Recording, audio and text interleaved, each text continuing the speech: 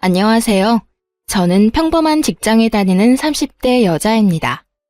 어린 시절 저희 집은 참 화목했어요.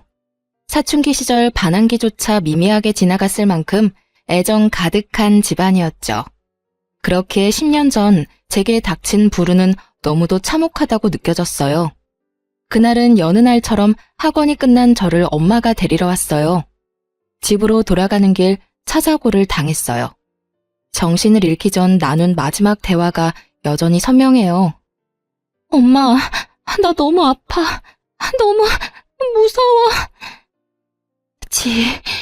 지희야, 괜찮아. 괜찮을 거야. 나중에 알고 보니 이웃분께서 사고를 목격해 빠르게 조치를 취해준 덕에 저는 늦지 않게 치료를 받을 수 있었어요. 회복을 위해 한동안 병원에서 지내야 했지만 그건 괜찮았어요. 그러나 저는 정신을 차린 뒤 마냥 안도할 수 없었어요. 왜냐하면 엄마는 이미 세상을 떠난 뒤였으니까요. 그 충격이 너무 커 저는 몸이 회복된 후에도 완만한 생활은 할 수 없었어요. 외상 후 스트레스 장애가 생겨 사고가 나기 전처럼 지낼 수 없었거든요.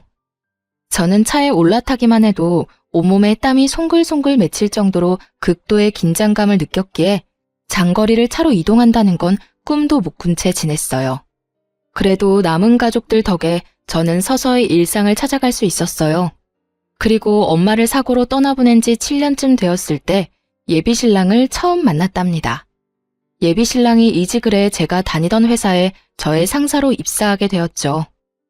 안녕하세요. 김성훈입니다. 앞으로 잘해봅시다. 네, 최지희입니다. 잘 부탁드려요. 지희 씨는 좋겠네. 이렇게 잘생기고 능력 있는 상사도 만나고. 이렇게 멋지고 아름다우신 분들과 함께 근무하게 되어 제가 영광입니다. 팀장님은 평소 남직원의 칭찬을 자주 하던 분인지라 한 귀로 듣고 한 귀로 흘리는 편이었지만 이번만큼은 공감이 가더라고요. 뿐만 아니라 저를 콕 집어 말한 것도 아닌데 예비신랑의 말에 괜히 얼굴이 붉어지기까지 했죠.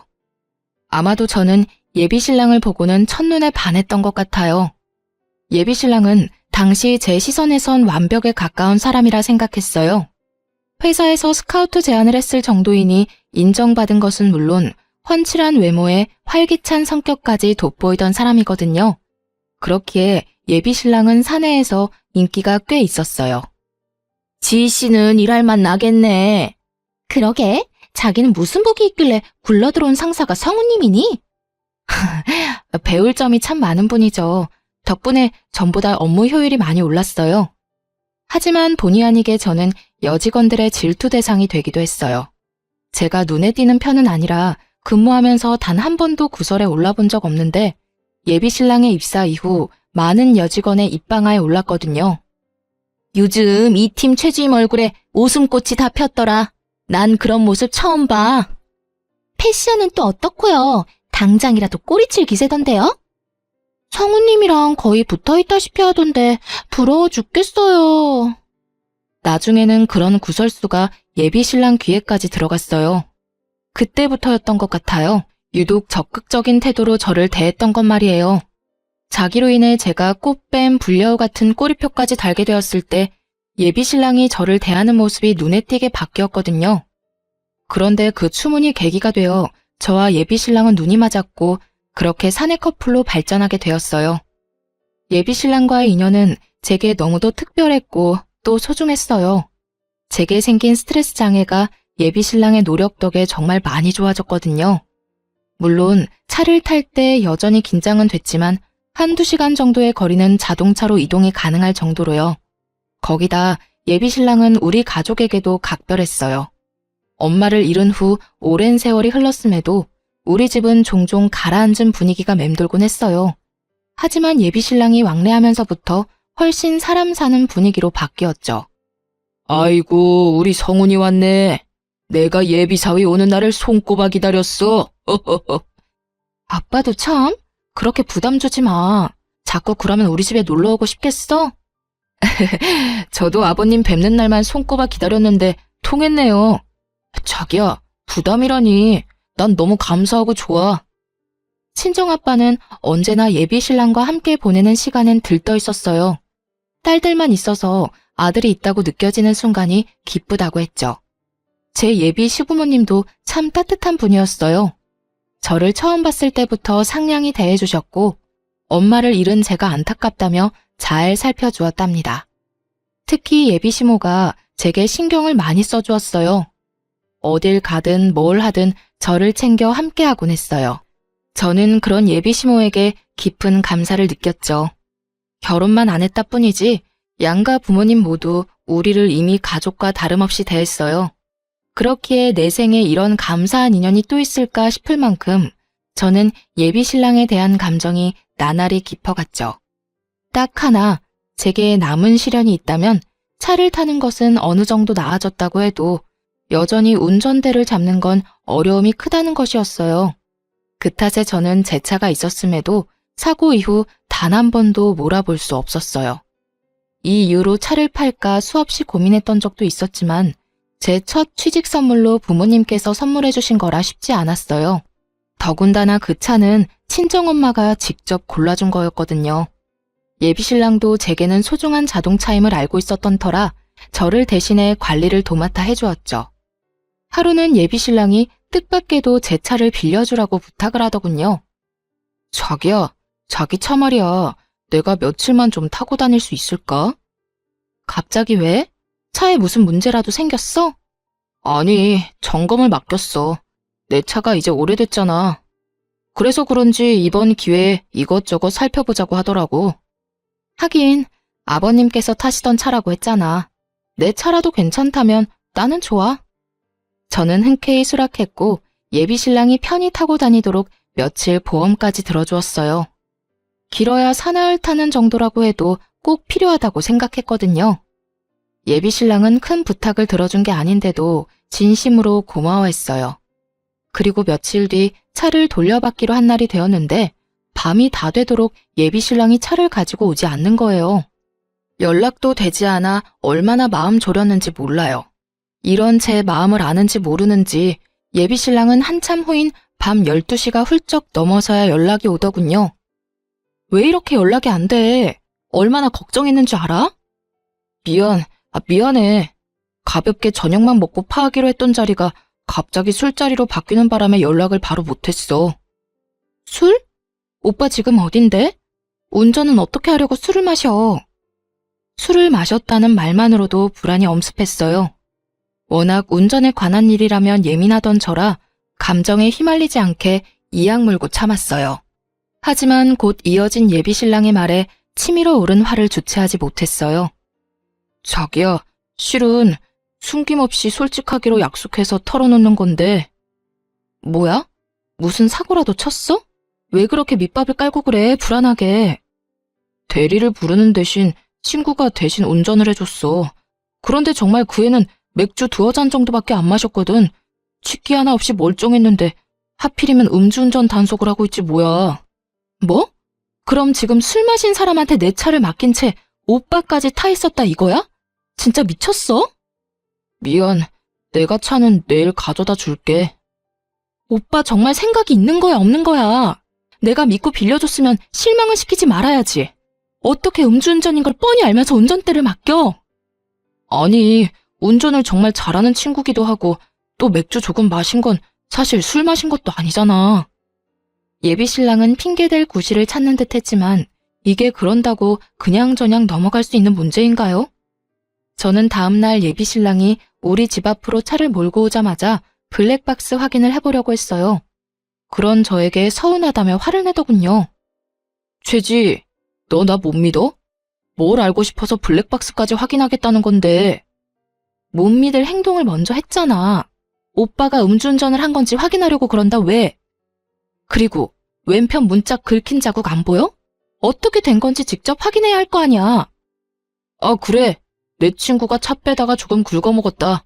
내가 수리해 줄게. 그럼 될 일을 왜 이렇게 유난이야? 저는 언성을 높인 예비신랑을 뒤로 한 채 블랙박스를 켜 차를 빌려줬던 날부터 살펴보기 시작했어요. 그리고 뭐 또 다른 사실을 알게 되었죠. 예비신랑이 제 허락도 없이 차를 그 친구에게 빌려주기까지 했더군요. 알고 보니 자기 차를 정비소에 맡겼다는 것부터 거짓이었어요. 제게 차를 빌릴 구실일 뿐이었던 거예요. 몰래 제 차를 빌려준 것도 모자라 긁어먹고 또 음주운전까지 맡겼던 겁니다. 저는 이 모든 상황에 열이 뻗쳐 예비신랑을 쥐잡듯 잡아댔어요. 정말 너무하다는 생각 안 들어? 나한테 이 차가 어떤 차인 줄 몰라? 빌려주고 싶거든 오빠 차를 빌려주던가. 거짓말까지 치면서 이랬던 이유가 뭔데? 이러면서 뭐? 유난이라고? 자기야, 내가 미안해.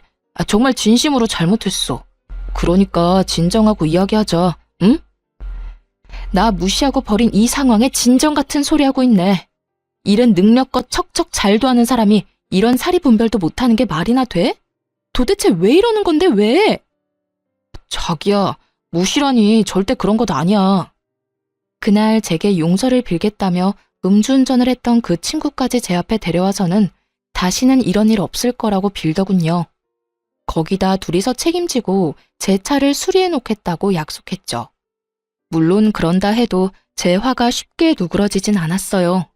다만 이번 일을 통해 예비신랑이 생각을 고쳐먹겠구나 싶었어요. 실로 그날 이후 차에 관련해서는 좀 더 신중하려는 모습을 보여줬어요. 그래서 제게는 하나의 사건이라고 표현해도 될 만큼 문제의 날이었지만 더는 책잡지 않고 넘어가기로 했어요. 그 후 6개월쯤 지났을 때 저희는 양가 부모님께 결혼 허락을 받았고 얼마 지나지 않아 상견례까지 하게 되었어요.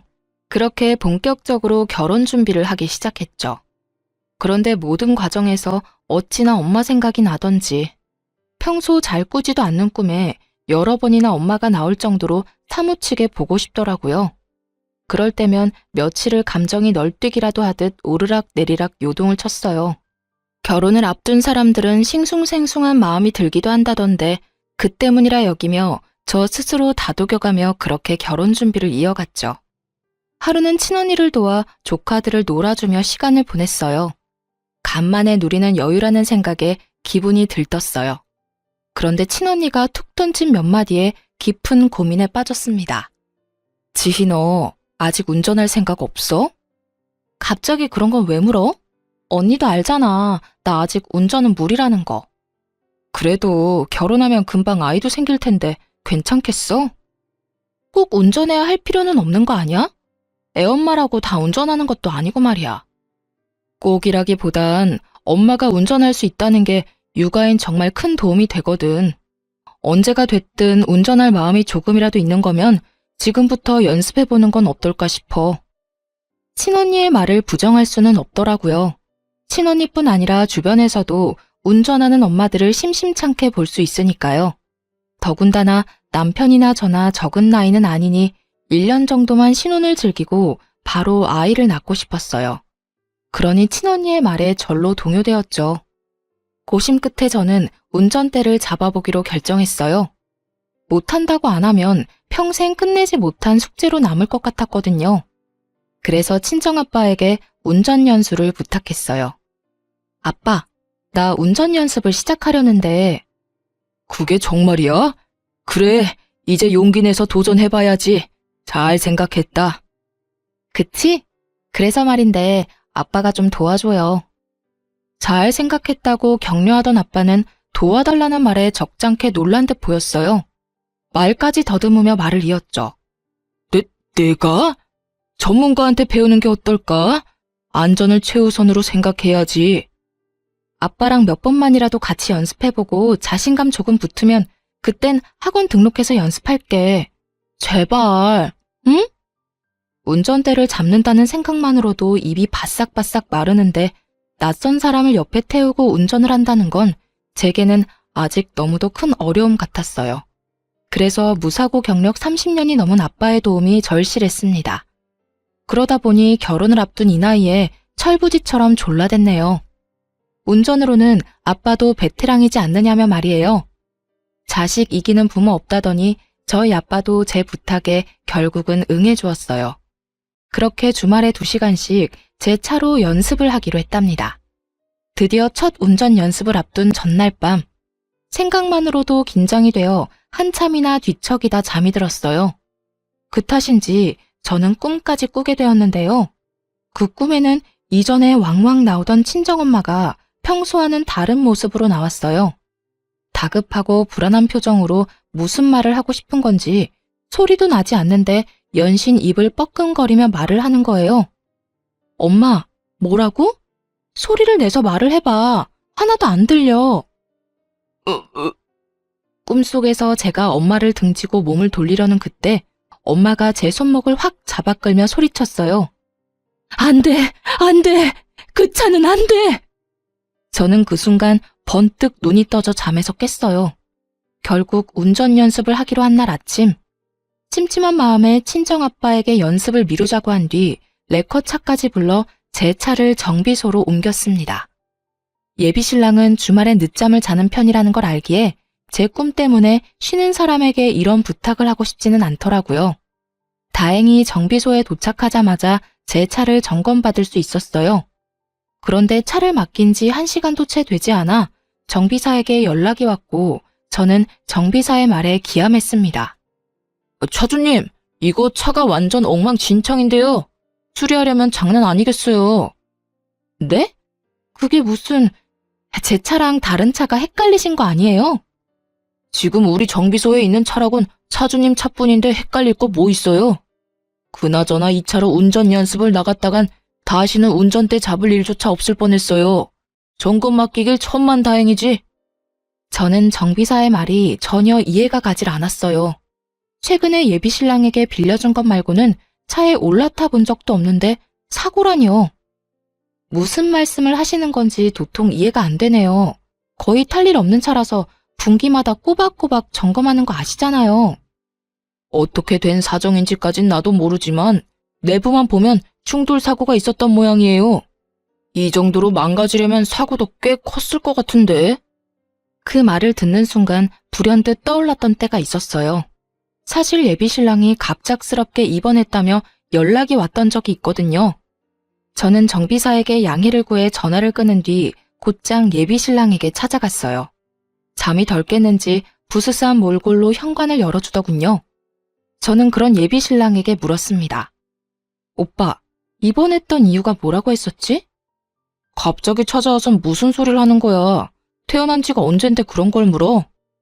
내 차 말이야. 오늘 정비소에 맡겼는데 내가 이상한 소리를 들었어.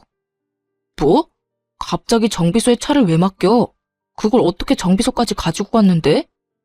예비신랑은 제 차 얘기가 나오자마자 잠이 번뜩 깨는지 놀란 토끼 눈이 되어서는 묻더라고요.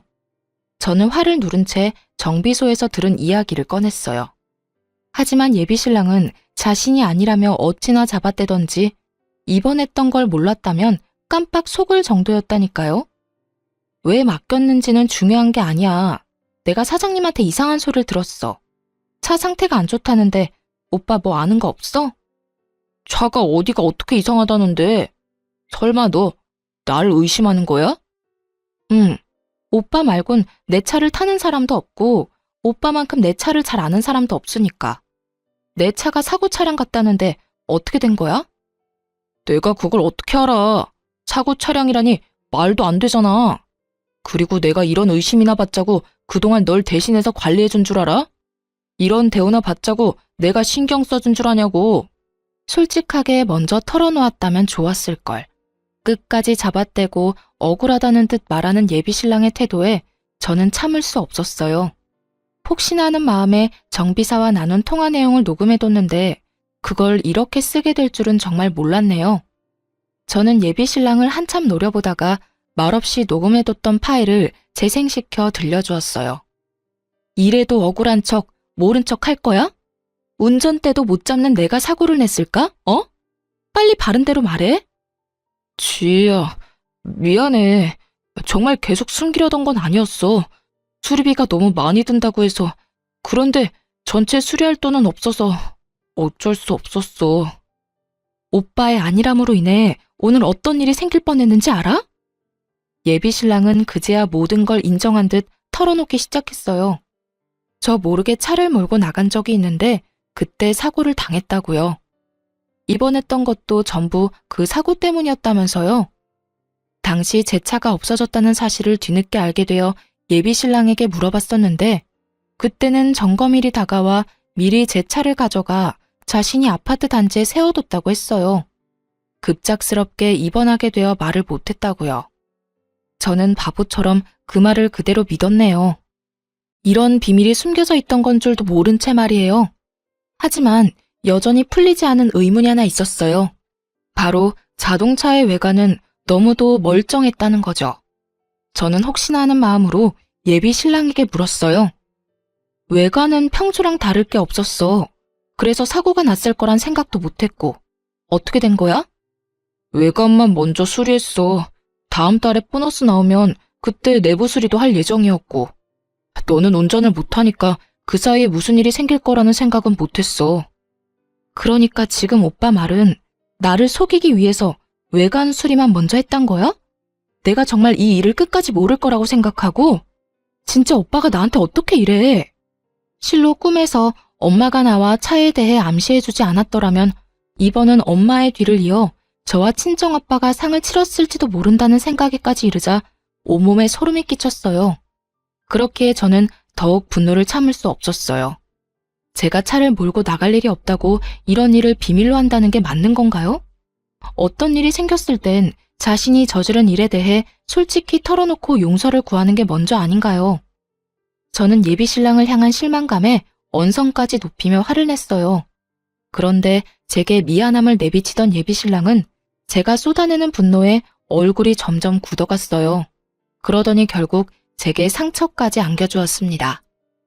그러니까 네가 얼마나 놀랐을 줄 아니까 내가 계속 미안하다고 했잖아. 무릎이라도 꿇고 싹싹 빌어야 해? 아니면 계속 내가 네 눈치라도 보고 있어야 해? 그래야 기분이 좀 풀리겠어? 어? 뭐? 오빠는 내가 화내는 게 거슬려? 그럼 내가 화낼 일을 애초에 만들지 말던가. 아무것도 모르고 내가 원래 계획대로 아빠와 운전 연습이라도 했어봐. 그래, 그건 계획이었던 거고. 어머님께서 꿈에서 알려줘서 사고 없이 잘 넘어갔잖아. 그럼 다행인 거지. 이렇게 전후 사정 다 털어놓은 나한테 화만 내고 있을 필요가 있어? 내가 이 사실을 미리 알게 돼서 망정이지. 몰랐으면 나나 아빠나 이미 이 세상 사람이 아니었을지도 모르는데 그런 말이 나와? 내가 화내는 것만 기분 나쁘냐고. 아니, 그래서 누가 사고 났어? 어? 그런 것도 아닌데 왜 오버야? 미안한 마음 싹 사라지게 왜 이렇게 성질나게 하냐 넌? 점점 뻔뻔하다 못해 못나게 구는 예비 신랑의 언행에 정이 다 뚝뚝 떨어졌어요. 말로는 안 되는 사람이란 걸 온몸으로 느꼈기에 지금의 제 감정을 딱 10분의 1만큼이라도 느끼게 해주고 싶어졌어요. 그래서 예비 신랑의 삐까뻔쩍한 차로 다가가 사이드 미러를 아작냈어요. 예비 신랑은 외제차를 몰았는데 워낙 차를 좋아해 공들여 관리했죠. 적잖게 놀랐는지 급히 뛰어와 저를 뜯어말리며 노발대발했어요. 너 진짜 미쳤어? 지금 내 차에 뭐 하는 짓이야? 너 이거 수리비가 얼만 줄은 알고 이러는 거야? 내가 알게 뭐야? 너도 한번 당해봐. 이거 놔. 이거 안 놔? 이 정신 나간 게 너 같으면 놓겠냐? 이런 식으로 복수하는 거야 뭐야? 너 원래 이렇게 무식한 애였어? 질리게 왜 이래? 무식? 나도 일자 무식한 너랑은 미래를 약속할 가치도 없어. 당장 파혼해. 당장! 저의 파혼 선언에 예비 신랑이 벙찐 틈을 타 그의 손을 뿌리치고는 그 길로 택시까지 잡아타고 예비 시댁으로 향했습니다. 갑작스러운 제 방문에 예비 시댁 식구들은 꽤 놀란 듯 보였어요. 네가 연락도 없이 무슨 일이니? 급한 일이라도 있는 거야? 어머님, 아버님, 저 오빠와 파혼하겠습니다. 이 말 하러 왔어요. 이게 다 무슨 소리야? 너희 싸웠냐? 지희야, 파혼이라니? 결혼 앞두고 왜 이러니? 저는 더 할 말 없어요. 정 궁금하시면 오빠한테 직접 물어보세요. 제 의사를 표명한 뒤 예비 시댁을 나서기 위해 현관을 향해 걸어가는데 예비 시부모님께서 다급히 일어나서는 저를 붙잡았어요. 그 이유는 예비 신랑에게 전해 들은 바도 없고 또 이리도 무례한 태도로 파혼까지 운운했다는 거였어요. 그런 말을 쏟아내는데 어찌나 밉던지 저는 욱하는 마음에 소리치고 말았습니다. 지희 너 우리 무시하니? 파혼이 애들 장난이야? 이유를 말해야 우리도 생각이란 걸 해볼 것 아니야? 애들 장난이 아니니까 하겠다는 거예요. 당신의 아들 때문에 오늘 나와 내 아버지가 하마터면 이승과 작별할 뻔했다고. 그래서 끝이에요. 알겠어요? 제 말에 무슨 뜻이냐며 묻는 예비 시부모님을 뒤로 한 채 저는 그곳을 나와 집으로 돌아갔어요. 하지만 파혼 선언을 했다고 모든 게 끝난 건 아니었어요. 예비 신랑이 수차례나 찾아와서 파혼할 수 없다며 반대했거든요. 자기야, 내가 그때는 경황이 없어서 그랬어. 도둑이 제발 저린다고 나도 딱 그랬던 거지. 그러니까 넓은 마음으로 한 번만 용서해줘, 응? 용서? 오빠가 그랬잖아. 아무도 안 다쳤으니 된 것 아니냐고. 그런데 이제와 무슨 용서? 왜, 이런 일을 버리고도 결혼은 해야겠니? 그게 내 진심일 리 없잖아. 그냥 화나서 홧김에 나온 말일 뿐이야. 어쨌든 입 밖으로 뱉었잖아. 물과 말은 주워 담을 수 없단 거 몰라? 그만 찾아와. 나 오빠랑 더 할 말 없어. 예비 신랑에게 찾아오지 말라고 하자 나중에는 예비 시모까지 저를 찾아와 설득하려 했어요. 하지만 좋은 관계였을 때만큼 저를 위하진 않으시더군요. 지희야, 우리가 좀 돈독했니? 나도 다 이야기 들었어. 네가 얼마나 놀랐겠니? 어떤 마음이었을지 충분히 이해한다. 내가 그 사실 알고 아주 혼주를 냈어. 그러니 이만 노여움 풀어주렴. 이게 혼 좀 낸다고 나아지는 문제는 아니잖아요. 어머님, 오빠는 저를 기만했고 그로 인해 큰일을 치를 뻔했어요.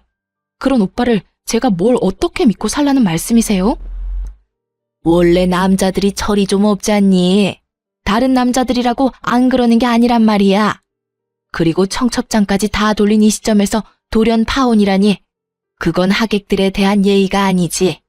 또 네 사사로운 감정 하나 맞춰주겠다고 우리 집안이 개망신 당할 수는 없지 않니? 저는 망신을 운운하며 한 말에 열이 확 받았어요. 그런데 맞받아치려는 순간 이런 생각이 들더라고요. 진정한 망신이 뭔지 아직 모르는구나 하는 생각이요. 저는 진짜 망신이 어떤 건지 톡톡히 알려주고 싶어졌어요. 또 제가 원하는 대로 파혼해주지 않은 걸 후회하도록 만들고 싶었어요. 그래서 생각할 시간이 필요하다고 예비 시모를 돌려보냈고 며칠 뒤 예비 시댁을 찾아가 파혼을 무르겠다고 말했어요. 우스운 건 저를 설득하겠다며 찾아왔을 땐 할 말 안 할 말 가리지 않고 다 했으면서 막상 파혼하지 않겠다고 하니 그제야 제 눈치를 살살 보더군요. 그뿐일까요? 제 끼니까지 그렇게도 살뜰히 챙겨주더라니까요. 샐러드를 종류별로 대령하는데 그 꼴이 참 우스울 정도였어요. 덕분에 편하게 끼니를 챙기며 덤으로 다이어트까지 했네요. 그렇게 2주라는 시간이 더 흐르고 결혼식 당일, 저는 일찍이 예식 준비를 시작했어요. 예비 신랑은 자기들 계획대로 흘러간다는 생각에 기분이 좋은지 준비하는 내내 싱글벙글이더군요. 자기야, 오늘 너무 예쁘다. 우리가 이제 부부라니 우리 정말 잘 살자. 내가 잘할게. 그래. 저와 예비 신랑의 준비가 얼추 끝나갈 즈음 양가 식구들도 식장에 도착했어요. 예비 시부모님은 파혼 이야기는 없었던 듯 조금의 어색함도 없이 친정아빠와 인사를 나누더군요. 그러고는 제게와 너무 예쁘다며 입 바른 소리를 하는데 어찌나 가증스럽게 느껴졌는지 몰라요. 하지만 애써 그런 생각을 지우며 웃음 띤 얼굴로 반겼어요. 제게 특별한 이날 미리 초칠 수 없으니까요. 드디어 하객들이 하나 둘 예식장에 오기 시작했어요. 예비 신랑과 시댁 식구는 정신없이 하객들을 맞이했죠. 시간이 꽤 흐르고 신랑 측 하객이 붐비기 시작하니 수군대는 소리가 점점 커졌어요. 신부 측 하객은 저게 다야? 이렇게까지 없을 수 있나? 가족만 온다고 해도 이렇게 텅 비진 않을 텐데 말이야. 특이하네.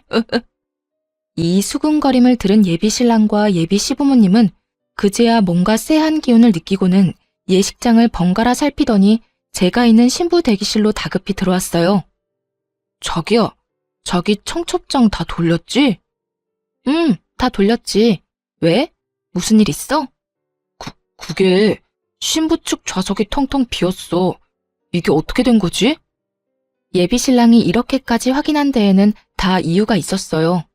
신랑 측 하객에 비하면 신부 측 하객 수가 직계 가족을 제외하면 10명도 채 되지 않았거든요. 저는 그저 웃음 띤 얼굴을 할 뿐 말을 보태지 않았어요. 그러자 예비 시모가 한쪽 무릎을 꿇고 엉거주춤 앉더니 제 손을 부여잡고는 울상인 표정을 하고 애원하기 시작하더군요. 예, 지희야, 설마 아닐 거라 생각하지만 이게 다 네가 의도한 건 아니지? 응, 이 경사스러운 날에 그럴 리가 없지. 그치? 그건 모를 일이죠.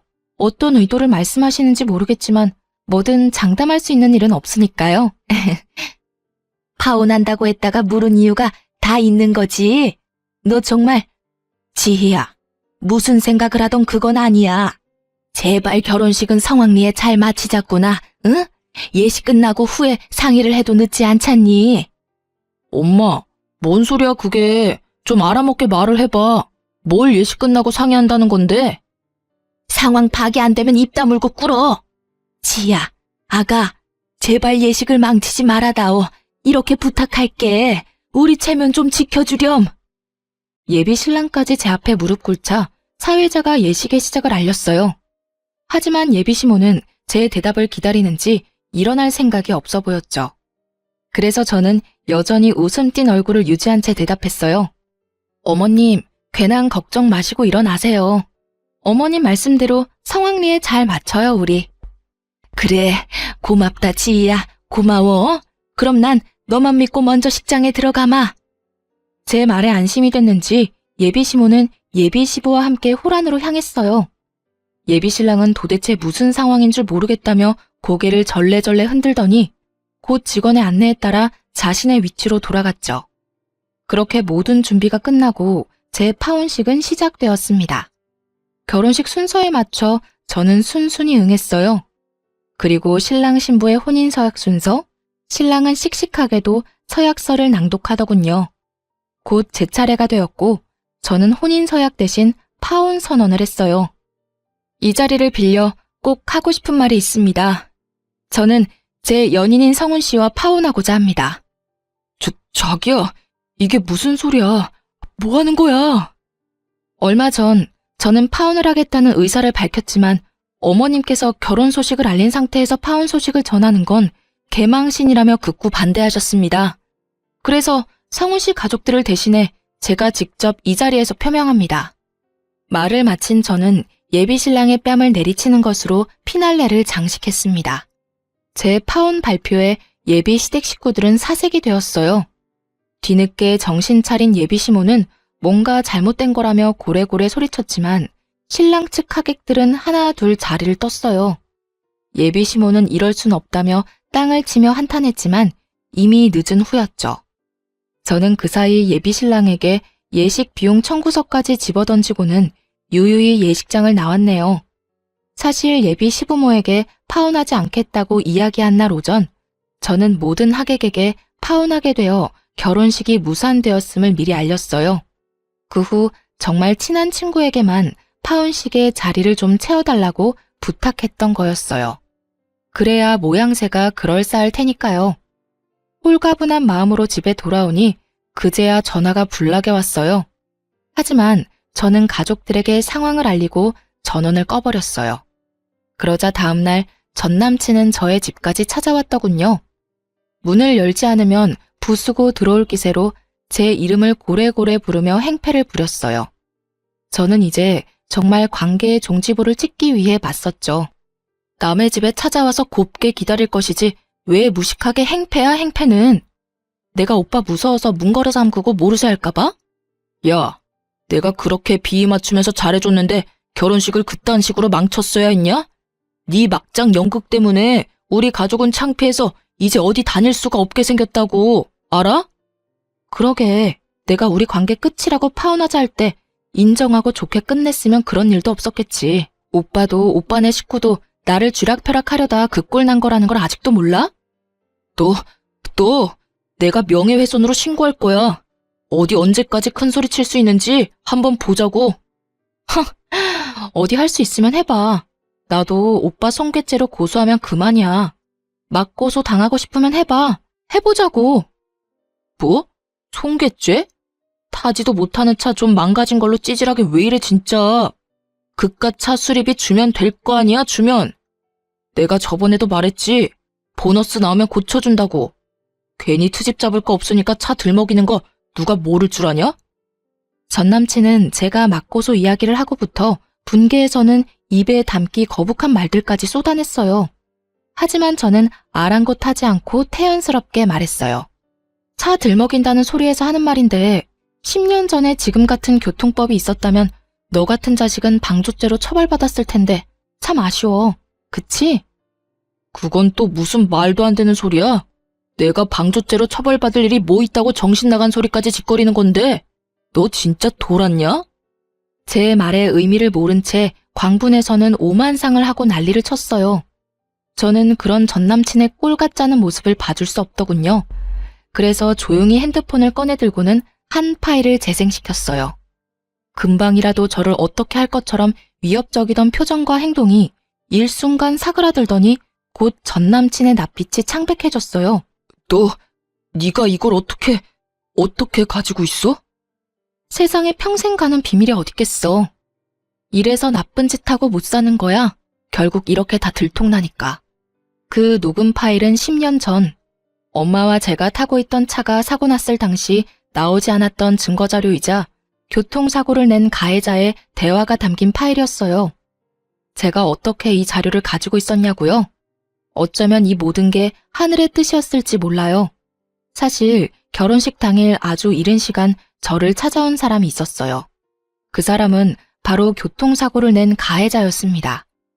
그 사람은 긴 세월 한 진실을 숨긴 채 살아왔더군요.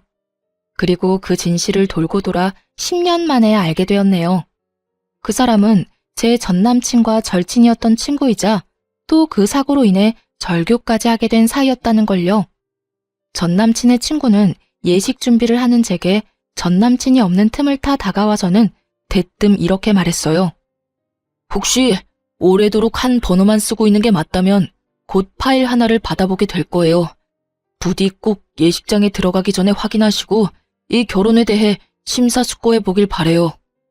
그러고는 제가 무슨 말을 하기도 전에 호련히 사라졌어요. 정말 그 사람의 말처럼 곧 문자로 파일 하나가 왔고 저는 화장실을 핑계로 짬을 만들어 파일을 확인했어요. 아주 낯익은 전남친의 목소리와 낯선 목소리가 번갈아 흘러나왔죠. 성훈이 너 정말 그 여자랑 결혼까지 할 작정이야? 무슨 질문이 그러냐? 내 결혼 계획에 문제라도 있는 것처럼? 너랑 교제하고 있는 그 여자 10년 전 우리가 낸 교통사고 피해자 중 한 명이잖아. 그 여자는 이 사실을 알고는 있어? 야, 알고 있으면 우리가 연애를 어떻게 하냐? 너 어디 가서 이런 말 하지 마라. 알겠냐? 그리고 우리라니 난 그냥 네 옆에 앉아 있었을 뿐이잖아. 말 조심해. 야, 말은 똑바로 해야지. 그때 네가 장난친다고 핸들을 오른쪽으로 잡아당기는 바람에 충돌한 거 잊었어? 평생 죄스러운 마음으로 살아도 모자랄 판국에 그 여자랑 결혼이라니. 정말 사랑해서 결혼하려는 건 맞아? 성훈이 너 도대체 무슨 생각인 거야? 이 맹추 같은 게. 넌 이 나이 먹도록 사랑 타령이냐? 걔 엄마 앞으로 돈이 꽤 나왔는데 자식들한테 그 돈을 분배해줬더라고. 근데 내 여친이 재테크로는 기가 막히거든. 벌써 그 나이에 재테크로 모은 돈이 장난 아니야. 그러니 내가 과거 운운할 여유가 있겠냐? 무슨 수를 써서든 잡아서 내 옆에 앉혀놔야지. 내 여친이 곧 내 노후인데. 과거 따위 너랑 나만 잊고 살면 죽을 때까지 아무도 몰라. 네, 제가 당한 교통사고의 원인은 바로 전남친의 장난 때문이었어요. 핸들만 당기지 않았어도 아찔한 상황이 생겼을지 몰라도 제 엄마의 목숨까지 앗아가는 큰 사고는 면했을지도 모를 일이었던 거죠. 거기다 저와 결혼하려는 이유가 제가 모은 재산 때문이었다뇨. 엄마에게 배운 경제관념이 만들어준 지금의 아니 그런 제가 모은 돈이라는 배경 때문에 사고 피해자라는 걸 알고도 묵인했고 또 결혼까지 결심했다니. 전남친은 제가 만난 사람 중 가장 사악하고 끔찍한 악마처럼 보였어요. 그래서 그 자리에서 전남친의 멱살을 잡아채 막무가내로 흔들며 난리를 쳤죠. 넌 사람도 아니야, 이 자식아. 어떻게 네가 동승했던 차에 치인 피해자라는 사실을 알고도 여태 모른 척하고 나와 내 가족을 속일 수 있어? 이건 오해야. 아니, 모함이라고. 내가 저런 말을 했을 리 없잖아. 그럼 오빠 목소리와 똑같이 흘러나오는 저 사람은 뭔데? 뭐냐고. 아니라고 부인을 하려거든 좀 정성스럽게라도 하던가. 저는 한참을 전 남친에게 막말을 퍼부었어요. 그래도 분이 풀리지 않아 친정 식구와 전 예비 시모에게 꼭 밝힐 일이 있으니 당장 제 집으로 와달라 연락까지 했어요. 친정아빠와 전 예비 시댁은 다 근거리였던 터라 모두 한 곳에 모이는 데까지 시간은 얼마 걸리지 않았어요. 전 예비 시모는 불쾌함을 드러내며 격양된 목소리로 저를 채근했죠. 네가 말한 밝힐 일이란 게 뭐냐? 피차 얼굴 마주하고 있을 사이는 아니니 빨리 하고 끝내. 그리고 넌 내가 가만 안 둘 테니까 각오하는 게 좋을 거야. 저는 전 남친의 만류에도 곧바로 녹음 파일을 틀었어요. 10년 전 사고를 알고도 모른 척 저와 결혼하려던 사실이 모두에게 밝혀지자 친정아빠는 분노에 전 남친의 멱살을 잡고 얼굴을 수도 없이 내리쳤어요. 잔뜩 겁에 질린 전 남친은 그제야 제 앞에 무릎을 꿇었죠. 그리고 전 예비 시모도 더 설 자리가 없게 되자 그제서야 우리 가족에게 굴복해 그들은 하루 꼬박 손이 발이 되도록 싹싹 빌어댔어요. 하지만 개버릇 남 못 준다고 비는 그 순간에도 알량한 자존심은 챙기고 싶었는지 전 예비 시모가 이러더군요. 옛날 일이고 사고를 낸 사람이 제 아들이 아니란 건 변함없어요. 당시 제 아들에게 죄를 묻지 않은 건 다 그만한 이유가 있기 때문이겠죠. 돈 때문에 지희와 결혼까지 하려 했고 그 사실을 알고도 묵과한 것에 대한 사죄를 드리는 겁니다. 지금 시시비비를 가려보자 이거예요? 어머님, 아니, 이제 아줌마라고 해야 맞나? 아줌마 죄를 묻지 않을 이유가 있던 게 아니에요. 그냥 아줌마 아들이 요리조리 잘 피해간 잠재적 범죄자일 뿐이지. 이 양반이 입만 살아가지고. 이보시오, 지금 법대로라면 음주운전 차량에 동승한 사람도 처벌 대상이라는 걸 몰라서 짓거리는 거요? 그리고 분명히 녹음 파일에 저 자식이 핸들을 꺾었다고 하잖아. 부모라면 언제고 자식 편이라지만 죄 지은 자식 두둔하는 게 옳은 거요? 남의 귀한 자식 범죄자 취급하지 마세요. 살면서 사소한 잘못도 안 하고 사는 사람이 있답니까? 그리고 벌써 공소시효도 지난 옛날 일로 왜 이렇게 구차하게 구는 건지 원. 돈 보고 비밀을 숨긴 것은 인정하지만 그날의 일은 그만 끄집어내셔요. 아, 그럼 아줌마, 이건 어때요? 당신 아들이 몰래 끌고 나가 아작낸 제 차, 사고 났던 거 숨기려고 겉만 번지르르하게 고쳐놨잖아요. 이건 어떻게 하실 건데요? 이 사람은 보너스 나오면 고쳐준다고는 했지만 파혼까지 한 마당에 제가 그 말을 어떻게 믿어요? 그냥 깔끔하게 법대로 해요. 이전에 처벌받지 못한 거 덮어두고 새로운 죄목으로 법의 심판을 받으면 되겠네요. 그건 우리가 당장이라도 변상할게. 지희야, 법이라는 게 합의가 되지 않았을 때 필요한 거잖니? 너만 괜찮다면 우리가 주마. 새 차를 바꾼다면 그 값만큼 전부 줄게. 제발 다 끝난 마당에 지저분하게 헤어지진 말아주렴, 응? 제가 지금 수리비가 없어서 이래요? 그 차는 제게 정말 소중하다고요. 10년 전 떠나보낸 엄마와의 추억이 깃든 거라고요. 그런데 당신 아들이 다 엉망으로 만들었다고. 그걸 책임지란 말이야, 그걸. 미안하다. 그건 정말 미안해. 내가 어떻게 해주면 되겠니? 법적으로 하겠다고 무섭게 굴지만 말아주렴. 부탁이야. 내 아들 파혼까지 당한 마당에 더 꼬이게 할 순 없잖니? 그제야 전 예비 시모는 파혼당한 것을 순순히 인정했어요. 더 문제 삼지 못한 것 뿐이겠지만요. 그리고 더 나아가 전 남친이 망가뜨린 제 차에 대해 기존 수리비의 5배의 비용을 물어줘야 했어요. 제가 법대로 하자고 할까봐 먼저 발벗고 나서기까지 하더라고요. 법적 다툼만은 봐달라며 애원하면서 각서까지 썼으니 말이에요. 겉모습만으로는 상대를 파악하기 어렵다는데 훤칠하고 능력 있는 전 남친의 모습에 빠져 이사달이 날 때까지 콩깍지가 씌었었구나 하는 생각마저 드네요. 지금은 파혼한 지 1년 반이라는 시간이 훌쩍 지났어요. 1년 전만 해도 전 남친의 소식이 심심찮게 들렸답니다. 우리의 파혼을 계기로 동창들 사이에서 돈 보고 결혼하려다 덜미가 잡힌 파렴치한이 된 듯 하더라고요. 제게까지 그 소문이 전해진 걸 보면 아마 전 남친은 동창회에는 얼굴 들고 다니진 못하지 싶어요. 그 소식을 마지막으로 전 남친에 관한 소식은 끊겼어요. 다시는 마주칠 일이 없길 바랄 뿐이죠. 꽤 긴 시간이 흐른 지금 저는 운전을 꽤 잘하게 되었어요. 파혼 사건을 계기로 엄마가 늘 우리 가족을 곁에서 살펴주고 있다는 것을 실감하게 되어 용기가 많이 났거든요. 제 첫 차였던 사고 차량도 잘 처분했어요. 수리비로 받게 된 비용으로 더 좋고 안전한 차로 바꾸게 되었거든요. 제 결혼은 찬란하지 못하고 끝이 났지만 그 덕에 저는 더욱 윤택한 삶을 살 수 있게 된 것 같아요. 내쳐야 하는 사람을 바로 알고 저를 위한 삶으로 채워갈 수 있게 되었으니까요. 비록 쉽게 잊혀질 기억이 아니지만 결혼에 대한 부정적인 생각이 들거나 하진 않아요. 그렇기에 언젠가 정말 선한 사람을 만나 사랑을 하게 된다면 제 부모님이 아름다운 사랑을 나눴던 것처럼 저도 그런 깊이 있는 사랑을 하고 행복한 가정을 이룰 거예요. 마지막으로 하늘에서 지켜보고 있을 엄마와 먼 훗날 재회를 하게 되었을 때 엄마 덕에 내 삶은 평안했다고 고맙다고 말해주고 싶네요. 그럼 시청자분들의 안녕을 기원하며 이만 마칩니다. 긴 사연 들어주셔서 너무 감사합니다.